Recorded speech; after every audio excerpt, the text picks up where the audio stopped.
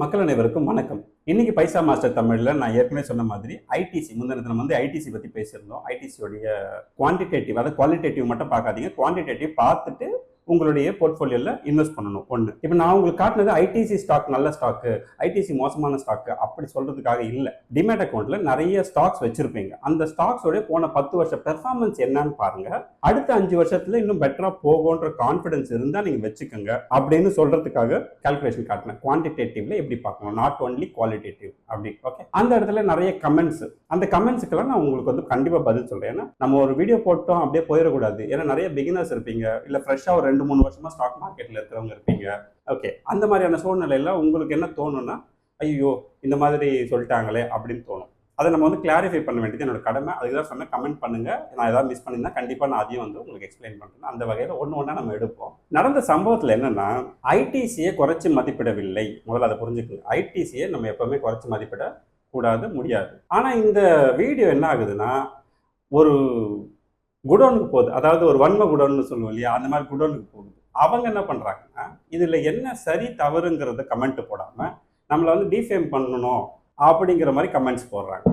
அப்படி டிஃபேம் பண்றதுனால எனக்கு என்ன ஆகிட போகுது? எண்ட் ஆஃப் த டே உங்க அக்கௌண்ட்டு, உங்களோட ஸ்டாக்கு நீங்க எப்படி வளர போதோ அதுல ப்ராஃபிட்டோ லாஸோ உங்ககிட்ட தான் இருக்க போகுது, எனக்கு ஒன்றும் இல்லை. ஸோ இவ்வளோ பெரிய நிறுவனத்தை பற்றி நான் பேசும்பொழுது டேட்டா இல்லாமல் நான் பேச முடியாது. அப்படி நான் டேட்டா இல்லாமல் தான் பேசுகிறேன், ப்ரூஃப் எங்கே அப்படின்னு நிறைய கேட்கறது இல்லாமல் சில கமெண்ட்ஸ்லாம் நான் படிக்கிறேன், நீங்களே பாருங்கள். ரொம்ப இல்லை, ஒரு 4 கமெண்ட் தான், 4 முக்கியமான 4 கமெண்ட் தான் இருக்கும். அதில் அதை நான் காட்டுறேன், பார்த்து புரிஞ்சுக்க ட்ரை பண்ணுங்க. ஓகே, மனசாட்சி தொட்டு செயல்படுங்க, அவ்வளோதான் நான் சொல்லுவேன். இன்வெஸ்ட்மெண்ட்டுங்கிறது கண்மூடித்தனமாக செய்யாதீங்க, தெரிஞ்சுட்டு பண்ணுங்கன்னு சொன்னது எந்த வகையில் தப்பு? இப்போ நான் ஐடிசியும் ஐசிஐசியும் கம்பேர் பண்ணி உங்கள் போர்ட்ஃபோலியோவில் சிங்கிள் டிஜிட்டுக்கு கீழே சேல்ஸ் இருந்தால் தப்பு, அதுக்கு மேலே டபுள் டிஜிட்டில் இருக்கணும்னு சொன்னது தப்பா? இல்லை ஐடிசியும் ஐசிஐசியும் கம்பேர் பண்ணது தப்பா? இல்லை ஐடிசியை கேல்குலேஷனுக்கு எடுத்ததே தப்பா? நான் ஒரு கேல்குலேஷன் எக்ஸாம்பிள் காட்டுறேன். அது மாதிரி சில நிறுவனங்கள் நீங்கள் வச்சுருப்பீங்க. அதில் எது சரி தவறுன்னு பார்த்து உங்களுக்கு கான்ஃபிடன்ஸ் இருக்க நிறுவனத்தை கண்டினியூ பண்ணுங்கள், கான்ஃபிடன்ஸ் இல்லாத நிறுவனத்தை எக்ஸிட் கொடுங்க. இதுதான் நான் சொன்னேன். ஓகே, கம்பேரிசன்னா என்ன தெரியுமா? நல்லா அதுக்கும் புரிஞ்சுக்கணும். கம்பேரிசன்னா என்னன்னா, இப்போ ஒரு செமிகண்டக்டர் இண்டஸ்ட்ரியில் யார் பெஸ்ட் பெர்ஃபார்மர் அப்படின்னு நம்ம அப்போ கம்பேர் பண்ணுவோம். செமிகண்டக்டர் டு செமிகண்டக்டர் கம்பெனி வச்சு கம்பேர் பண்ணுவோம். ஒரு எஃப்எம்சிஜியில் யார் பெஸ்ட் அப்படின்னு கம்பேர் பண்ணுறோம். அப்போ நம்ம எஃப்எம்சிஜி டு எஃப்எம்சிஜி கம்பேர் பண்ணுவோம். அந்த மாதிரி ஒரு இண்டஸ்ட்ரியும் நம்ம எந்த கம்பெனி, நிறைய கம்பெனிகள் இருக்கும், அதில் எது பெஸ்ட்டுன்னு கம்பேர் பண்ணும்போது அந்த இண்டஸ்ட்ரி டு இண்டஸ்ட்ரி கால்குலேட் பண்ணுவோம். ஆனால் இப்போ போர்ட்ஃபோலியோ அப்படியா இருக்கும், கலந்து தான் இருக்கும். எந்த மாதிரியான ஸ்டாக்ஸில் நம்ம இன்வெஸ்ட் பண்ணுறோம்? எல்லாமே ஸ்டாக்கு தான், நல்லா புரிஞ்சுக்கோங்க. ஐடிசியும் ஒரு ஸ்டாக்கு தான், ஐசிஐசியும் ஒரு ஸ்டாக்கு தான், ஹெச்டிஎஃப்சி ஒரு ஸ்டாக்கு தான். எனக்கு தேவை அது இன்வெஸ்ட்மெண்ட். ஸோ ஆப்பிளையும் ஆரஞ்சு கம்பேர் பண்ணிட்டு சொல்றீங்க அப்படின்னு சொல்லுவீங்கன்னு நான் வீடியோலேயே சொல்லியிருக்கேன். அதே மாதிரி கமெண்ட் பாருங்க, ஆப்பிள் ஆரஞ்சு கம்பேர் பண்ணீங்க, அவங்க அனாலிசிஸ் தப்பு இல்லை. யார் சொன்னது? நான் கம்பேர் பண்ணேன். அது கம்பேரிசன் வீடியோவே கிடையாது. அது ஒரு ஸ்கேலிங், ஒரு குவான்டிடேட்டிவ் எப்படி ஸ்கேல் பண்ணணும் அப்படிங்கிறதுக்கு ஸ்கேலிங் மெத்தடாலஜி உங்களுக்கு நான் ஒரு ஐடியா பெஞ்ச் மார்க் வச்சு கொடுக்குறேன். அப்போது இது வரைக்கும் உங்களுக்கு ஐடியாவே இல்லை தானே? ஒரு கம்பெனின்னா குறைஞ்சபட்சம் அதோட சேல்ஸுங்கிறது 4 டைம்ஸ், அரௌண்ட் 4 டைம்ஸ் வளர்ற மாதிரி இருக்கணும். அப்போ தான் ஃபண்டமெண்டல் வளர்றதா அர்த்தம். ஷேர் ப்ரைஸ் மட்டும் 10 மடங்கு வளர்ந்து அந்த கம்பெனியோட ஃபண்டமெண்டல் 4 மடங்கு வளர்ந்ததுன்னா எப்போ வேணாலும் அந்த ஷேர் ப்ரைஸ் என்ன வாய்ப்பு இருக்குன்னா கீழே விட வாய்ப்பு இருக்குது. அப்போ ரெண்டுமே பேரலாக வளர்தான்னு பாருங்கன்னு சொல்கிறதுக்கு சில பேங்கிங் செக்டர்லேருந்து, ஏன்னா பேங்கிங் மோஸ்ட்லி உங்களுக்கு புரிய வைக்கிறது ஈஸியாக இருக்குமே அப்படிங்கிற காரணத்துக்காக நான் சொல்கிறேன். ஆனாலும் அந்த வன்மகுடனுடைய பக்தர்கள் தொடர்ந்து நம்மளை என்ன பண்ணுறாங்கன்னா கமெண்ட்டில் ரோஸ்ட் பண்ணணும் அப்படின்னு நினைக்கிறாங்க. பட் ரோஸ்ட் ஆக போகிறது அவங்களோட டிமேட் அக்கௌண்ட் தாங்கிறது அவங்க புரிஞ்சுக்கிட்டா போதும். நம்ம ஒன்றுனா அவங்களோட கமெண்ட்டை உடைப்போம். முதல் கமெண்ட்டு ரமேஷ் சேட்டுலேருந்து ஆரம்பிப்போம். அவர் என்ன சொல்கிறாருங்கிறத பாருங்க. இவர் ஸ்டார்டிங்கே டே லூஸ் அப்படின்னு ஆரம்பிக்கிறார். பட் தப்பு இல்லை, அவர் ஹி ஹேஸ் ஓன் ஃப்ரீடம் இல்லையா? ஏன்னா சோஷியல் மீடியான்னு வந்துட்டு நம்ம இதெல்லாம் கவலைப்படக்கூடாது. அவர் என்ன சொல்கிறாரு மட்டும் தான் பார்க்கணும். Don't compare the dividend. ஐடிசியோட டிவிடெண்ட்டையும் ஹெச்டிஎஃப்சி டிவிடெண்ட்டையும் போய் இப்படி கணக்கு போடுவீங்களா? 20 வருஷத்துக்கு கதையை சொல்லி நீங்கள் மழுப்புறீங்க. இன்னைக்கு 1 lakh rupees கொண்டு போய் நான் ஐடிசியில் போடுறேன், இல்லை ஹெச்டிஎஃப்சியில் போடுறேன், இதில் எது அதிகமான டிவிடெண்ட் கொடுக்கும் அப்படின்னு பார்க்கும்பொழுது எனக்கு ஐடிசி தானா? ரைட், நான் ஒத்துக்கிறேன். அதை சொல்கிறதுக்கு பூத கண்ணாடி தேவையில்லையே, அதுதான் உங்களுக்கு தெரியுமே. அப்போ உங்களுக்கு தெரிஞ்ச விஷயத்தை திருப்பி சொல்கிறது நான் ஏன்? அப்போ நான் என்ன சொல்கிறேன், என்னைக்கு நம்ம இன்வெஸ்ட் பண்ணுறோமோ அன்னைக்கு பார்க்கும்பொழுது டிவிடெண்ட் அதிகமாக யார் கொடுப்பாங்கன்னு பார்த்தீங்கன்னா ஐடிசியாக கூட இருக்கும். ஒரு 10 வருஷம் 15 வருஷம் கழிச்சு போய் பார்க்கும்பொழுது ஷேர் ப்ரைஸும் அதுக்கு ஈக்குவலண்ட்டாக மேலே ரெண்டுமே சமமாக வளர்ந்துருந்ததுன்னா ஓகே. வளராமல் ஒருவேளை இது கம்மியாக வளர்ந்துருந்ததுன்னு வச்சுக்கோங்க. நான் தான் சொன்னேன், 20 வருஷத்துக்கு முன்னாடி நீங்கள் ஐடிசியில் போட்டால் எப்படி இருக்கும், இல்லைனா ஒரு ஹெச்டிஎஃப்சியில் போட்டிருந்தா எப்படி இருக்குன்னா அன்றைக்கி ரெண்டுமே ஒரே ஷேர் ப்ரைஸ்ன்னு சொல்லிட்டேன். இதுலேயும் நோட்டை கண்டுபிடிக்கிறாங்க. என்னன்னா ரெண்டுமே அன்றைக்கி அந்த ப்ரைஸ் தெரியுமா, ரப்பிஷான டேட்டா வச்சுன்னு காட்டுறேன். நான் அந்த டேட்டா எல்லாமே ப்ரூஃபோடவே காட்டுறேன். பார்த்து இன்னைக்கு போட்டால் எனக்கு 5% வரும். லாஜிக் பாருங்கள், எஃப்டியில் போட்டால் கூட தான் 6% வரும். எஃப்டி கேபிட்டல் வளரவே வளராது. ஐடிசி கேபிட்டல் வளரும், ஆனால் இன்ட்ரெஸ்ட் கம்மியாக வருது, ஐ மீன் டிவிடெண்ட் கம்மியாக வருது. காலத்துக்கு காலம் அந்த கேபிட்டலுக்கு ஏற்ற மாதிரி நீங்கள் கணக்கு போட போகிறீங்க. அதுவே நம்ம ஒரு HDFCயோட கம்பேர் பண்ணி உங்களுக்கு காட்டுறேன். அமௌண்ட்டாக பார்க்கும்போது உங்களுக்கு இப்போ நான் காட்டின இந்த ஸ்க்ரீனில் வச்சிருக்கேன், இதுதான் ஐடிசி 5% இருக்குது, ஆனால் 14 ரூபாய் தான் வருது. அதுவே HDFC 1.9% இல்லை 1.8% இருக்கு, பட் 22 ரூபாய் டிவிடெண்ட் வருது ஒரு வருஷத்துக்கு. இதை நான் உங்களுக்கு எக்ஸ்பிளைன் பண்ணுறேன். 20 வருஷத்துக்கு முன்னாடி போட்டிங்கன்னா என்ன ஆகும், இல்லை இன்னும் ஒரு 20 வருஷம் கழிச்சு என்ன ஆக போகுதுன்னு ஒரு அசம்ஷன் தான். அதுக்காக இந்த ஸ்டாக் தப்பு, இந்த ஸ்டாக் சரின்னு நான் எப்பவும் பேசல. ஒரு கேல்குலேஷனுக்கு நான் உங்களுக்கு புரிய வைக்கிறதுக்காக சொல்ல வரேன். ஸோ டிவிடெண்ட்டை வந்து இன்னைக்கு பார்க்கும்பொழுது எக்ஸாக்ட்லி சொன்னால் FD தான் அதிகமாக கிடைக்கும். அதுக்காக நம்ம FD பக்கம் போக மாட்டோம். ஸோ கேபிட்டலும் நல்லா வளரணும் தானே. அப்போ கேபிட்டல் எது நல்லா வளருதோ அதையும் சேர்த்து கன்சிடர் பண்ணுங்க அப்படின்னு நான் சொல்லியிருக்கேன். It is up to you, now you have to take a call. அடுத்த கேள்வி, இந்த ஷேர் ப்ரைஸே கிடையாது, 14 ரூபீஸ் கிடையவே கிடையாது, எந்த பிளானட்லேருந்து நீங்களாம் வந்திருக்கீங்க அதை கேட்குறாங்க. எந்த பிளானட்லேருந்து வந்திருக்கீங்க, உங்களுக்குலாம் வந்து இது தெரியுமா அது தெரியுமா, உங்களுடைய போர்ட்ஃபோலியோவை உங்களுடைய பெய்டு கஸ்டமர் காட்டுவீங்களா அப்படின்லாம் கேட்குறாரு. நல்ல கேள்வி. ஐடிசி 14 ரூபாய் உண்மையிலே 2002 இருந்ததா, 2002 இல்லை 2000 இருந்ததா அப்படின்னா ஆக்சுவலி நோ. அதுதான் நீங்கள் புரிஞ்சுக்கணும். ஸ்பிளிட்டு போனஸ்ன்னு வரும்பொழுது எத்தனை மடங்கு ஸ்பிளிட்டு போனஸ் நடக்குதோ சப்சிக்வெண்ட்டாக அதோடைய சார்ட்டோட ப்ரைஸையும் அதுக்கேற்ற மாதிரி அட்ஜஸ்ட் பண்ணுவாங்க. அப்படி அட்ஜஸ்ட் பண்ணும்பொழுது தான் அது 14 ரூபா வரும். ஃபார் எக்ஸாம்பிள், இன்றைக்கி நம்ம வாங்கிட்டு இருக்கோம்ல ஐசிஐசிஐ பேங்க்கு, அந்த ஐசிஐசிஐ பேங்கோட ஷேர் ப்ரைஸு கிட்டத்தட்ட 1400 ரூபா இருக்குன்னு வச்சுக்கோங்க. ஆனால் இதுவே நீங்கள் 2005 போய் பார்த்தீங்கன்னா அது 320 ரூபா இருந்திருக்கும். நானே அந்த கம்பெனி ICICdirect.comல வேலை செஞ்சேன். அப்போ நான் பார்த்துருக்கேன், எனக்கு தெரியாதா. அப்போ 10 ரூபா ஃபேஸ் வேல்யூ இருந்திருக்கும், இன்னைக்கு 2 ரூபா ஃபேஸ் வேல்யூ ஆக்கியிருப்பாங்க. அது இல்லாமல் நடுவில் ஒரு ஸ்பிளிட் அடிச்சிருப்பாங்க. அந்த ஸ்பிளிட்டையும் கணக்கெடுத்து பார்த்து ஓவரால் பார்க்கும்போது 2005 அந்த ஸ்டாக்கோட ப்ரைஸ் கிட்டத்தட்ட 320 ரூபா இருந்திருக்காது. அதை சொல்கிறேன், 320 ரூபா 320 ரூபாய்க்கு மேலே இருந்த ஷேர் ப்ரைஸ். ஆனால் இன்னைக்கு சார்ட் ஓப்பன் பண்ணி பார்த்தீங்கன்னா அது 320 காட்டாது, 60 தான் காட்டும். ஏன்னா எத்தனை தடவை ஸ்பிளிட் கொடுத்தாங்களோ அதுக்கேற்ற மாதிரி அட்ஜஸ்டபிள் ப்ரைஸ்ன்னு சொல்லுவாங்க. என் வீடியோவில் உங்களுக்கு ஏதாவது சந்தேகம் இல்லை, என் வீடியோ லிங்க் எடுத்து ஜெமினியில் போட்டு நான் சொல்கிறதெல்லாம் கரெக்டாக தப்பான்னு கேளுங்க. அது டீட்டெயிலாக கொடுக்கும், எந்தெந்த இடத்துலலாம் கரெக்டாக கொடுத்துருக்கு, எந்தெந்த இடத்துல தப்பு கொடுத்துருக்கேன். அப்படி வகையில் பார்த்தா ஐடிசி 14 ரூபாய்க்கு ஷேர் ப்ரைஸ் 2002 இருந்ததான்ற உங்களோட கேள்விக்கு நோ, நெவர், அப்படி எதுவுமே இல்லை. ஆனால் இன்னைக்கு இருக்கிற அந்த ஷேர் ப்ரைஸ் அன்னைக்கு கணக்கு பண்ணும்போது அட்ஜஸ்டபிள் ப்ரைஸாக தான் இந்த 14 ரூபாய் நம்ம மென்ஷன் பண்ணிடுவோம். ஆனால் அவங்களாம் பார்த்தா பாவமாக இருக்குது இந்த மக்களை சொல்கிற இந்த மாதிரி கமெண்ட் போடுறவங்கலாம். இதெல்லாம் தெரியாமல் தான் நீங்களாம் ஸ்டாக் மார்க்கெட்டுக்கு வரீங்களா? we need to be very careful. நீங்கள் ரொம்ப கஷ்டப்படுவீங்க எதிர்காலத்தில் உங்கள் போர்ட்ஃபோலியோவில். எனிவே நான் ஒன்று உங்களுக்கு சொல்லி க்ளோஸ் பண்ணுறேன். இப்போ அந்த 2 சார்ட்டை நீங்கள் பார்த்துக்குங்க. என்ன ப்ரைஸில் இருந்தது அட்ஜஸ்டபிள் ப்ரைஸ் தான் உங்களுக்கு வைக்கிற. மேலே இருக்கிறது HDFC, கீழே இருக்கிறது ITC. இப்போ பாலகிருஷ்ணன் என்ன சொல்கிறாருன்னா, ஷேர் ப்ரைஸு நீங்கள் கால்குலேட் பண்ணதெல்லாம் ஓகே, ஆனால் அன்றைக்கி 100 ஷேர் நீங்கள் ஒருவேளை 2005 வச்சுருந்தீங்கன்னா இப்போ உங்ககிட்ட 450 ஷேர் இருக்கும். 4.5 டைம்ஸ் வந்து நம்பர் ஆஃப் ஷேர்ஸ் இன்க்ரீஸ் ஆகும். நீங்கள் அதை மிஸ் பண்ணிட்டீங்க. அப்போ அதையும் சேர்த்து நீங்கள் கணக்கு போட்டுருந்தா தானே இந்த அனாலிசிஸ் கரெக்ட் அப்படிங்கிறாரு. ஆக்சுவலாக இவர் சொன்னதுலேயே ஒரு மிஸ்டேக் இருக்குது. ஸ்ரீதர் சார் சொன்னதில் என்னென்னா 10 ரூபா ஃபேஸ் வேல்யூ 1 ரூபி ஃபேஸ் வேல்யூவை செப்டம்பர் 2005 ஸ்ப்ளிட் பண்ணி அதுக்கப்புறம் தான் போனஸ் கொடுத்தாங்க. அப்படி நீங்கள் கவனிக்கும் பொழுது இன்னுமே அதிகமாகும் நம்பர் ஆஃப் ஷேர்ஸ் சொல்கிறாங்க. ஃபர்ஸ்ட் 2005 ஒரு ஷேர் வச்சுருந்தீங்கன்னா, ஒரே ஒரு ஷேர் வச்சுருந்தீங்கன்னா ஃபேஸ் வேல்யூ 1 ரூபின்னு உடைக்கிறாங்க. அப்படி உடைக்கும் போது என்ன ஆகிடும்னா உங்ககிட்ட 10 ஷேர் ஆகிடும். இது உங்களுக்கு புரியுதா? அதுக்கு அடுத்தது 2005 1:2 அப்படின்னு உங்களுக்கு ஒரு போனஸ் வருது. அந்த போனஸ் படி பார்த்தீங்கன்னா உங்களுக்கு எவ்வளோ வரும்னா 10 ஷேர் வச்சிருக்கவங்களுக்கு 15 ஷேர் கிடைக்கும். ஓகே, அடுத்து 2010 1:1 கொடுக்குறாங்க. அப்போ 15 ஷேர் என்னவாகும்? 30 ஷேர் ஆகிடும். அதுக்கு அடுத்து 2016 1:2 கொடுக்குறாங்க. அப்போ 30 ஷேர் 45 ஷேராக மாறிடும். இப்போ ஒரு ஷேர் வச்சிருந்தவங்க கையில் எவ்வளோ ஷேர்ஸ் இருக்கும்? 45 ஷேர் இருக்கும். அப்படின்னா நீங்கள் என்ன நினச்சிருக்கலாம், இப்போ நமக்கு வந்து அன்னைக்கு கம்மியான ப்ரைஸில் ஒரே ஷேர் வாங்கியிருந்தா நீங்கள் 45 ஷேர் வச்சுருப்போம், செம்ம பணக்காரனாக இருப்போம் அப்படின்னு நீங்கள் நினைக்கலாம். அப்படிலாம் எதுவும் கிடையாது.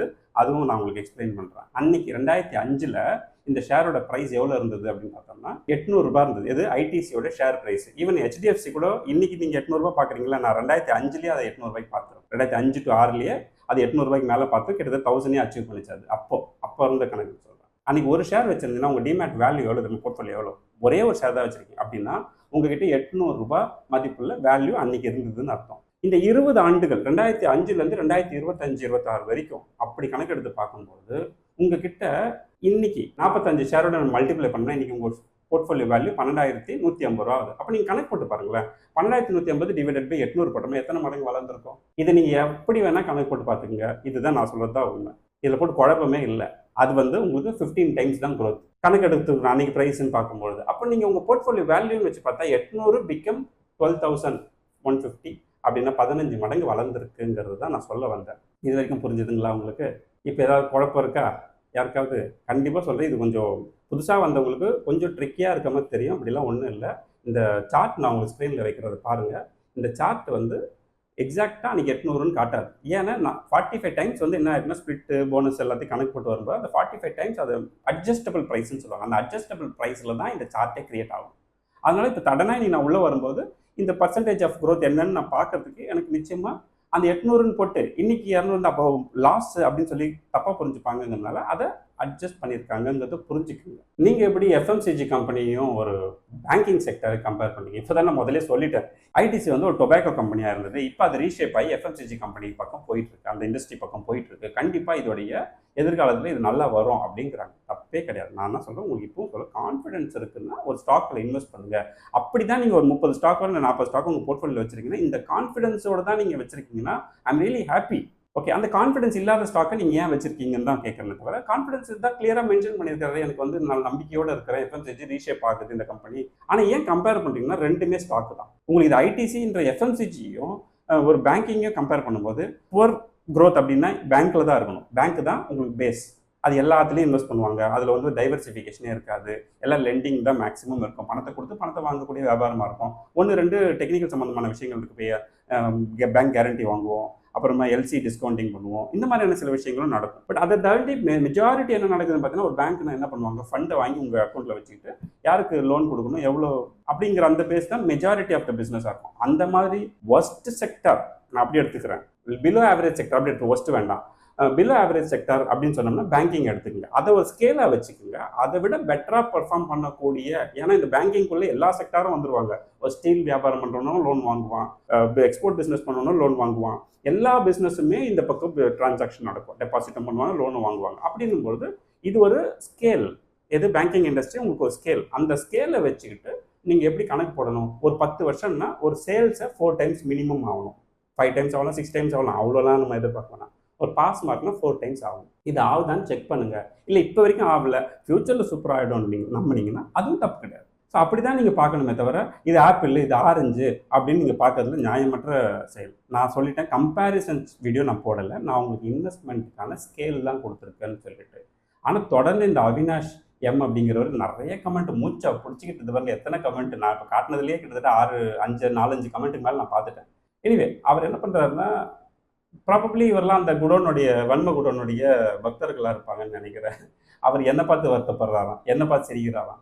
இதெல்லாம் நான் சொன்னதெல்லாம் உங்களுக்கு ஓரளவுக்கு ஐடியா புரிஞ்சிருக்கும் என்ன நடந்திருக்கு அப்படின்னு. போங்க கொஞ்சம் கொஞ்சமாக ஸ்டாக்குங்கிறத புரிஞ்சுக்க ட்ரை பண்ணுங்கள். அந்த டேட்டா உங்களுக்கு ஆன்லைனில் கிடைக்கக்கூடிய டேட்டாக்கள்லாம் வந்து எப்படி அது அட்ஜஸ்டபிள் ப்ரைஸ் ஆகுதுங்கிறதெல்லாம் புரிஞ்சுக்கிட்டிங்கன்னா இன்னும் கூட பெட்டராகவே நீங்கள் பண்ணலாம். ஓகே, இங்கே வந்து யாரையும் உங்களெல்லாம் கன்வின்ஸ் பண்ணி கம்யூனிட்டியில் கொண்டு வந்து சேர்க்கணுங்கிறது என்னோட இன்டென்ஷன் கிடையாது. கம்யூனிட்டிங்கிறது என்னோட பிஸ்னஸ். கரெக்டாக, என்னோட பிஸ்னஸ்.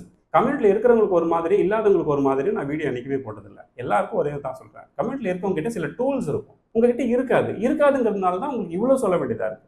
அவங்களுக்கு கம்யூனிட்டியில் இருக்கிறவங்களுக்கு நம்ம எதுவுமே சொல்லவே தேவையில்லை, அவங்களுக்கே தெரியும். முதல்ல அதை புரிஞ்சுக்குங்க. நான் வீடியோ போடுறதே நான் கம்யூனிட்டி பீப்புளுக்கு தான். மேபி இருக்கலாம், இதை பார்த்துட்டு கூட கம்யூனிட்டியில் சேர்றவங்க இருப்பாங்க. அப்படி தான் பிஸ்னஸ் நடக்கும், இல்லைன்னு சொல்லலை. ஆனால் பணத்துக்காக மட்டும் ஒரு வேலையை செஞ்சிடறேன்னு தயவு செஞ்சு நினைக்காதீங்க. அப்படி அன்றைக்கி ஒரு காலத்தில் நடந்ததில்லை. இதெல்லாம் இவர் போட்டிருக்காரு. இந்த மாதிரி ஐடிசி அடித்தா அதில் வந்து வருத்தப்படுறவங்க நிறையா பேர் இருப்பான், அவன்லாம் கம்யூனிட்டியில் சேருவான், அதுக்காக தான் இவர் ஐடிசியை போட்டு அடிக்கிறாரு. இதெல்லாம் நியாயம்.